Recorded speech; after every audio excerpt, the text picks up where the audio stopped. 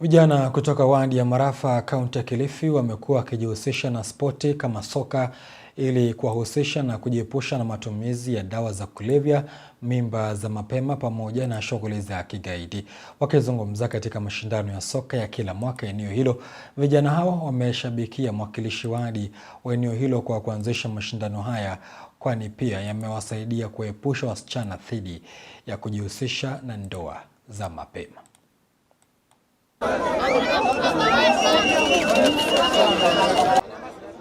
Na kutoka tuanze, tumeona ya kwamba vijana wote wa kike na wa kiume wamedumisha nidhamu sana, kwa sababu mwanzoni kulikuwa na utovu wa nidhamu.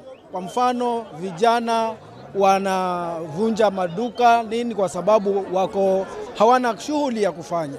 Lakini unaona ya kwamba kutoka tulipoanza mwaka wa 2022 mpaka sasa, tunaona ya kwamba vijana wametulia, wamekuwa na nidhamu. Hii tournament inatuepusha mambo mengi, ulevi, ile mihadarati kidogo itapungua.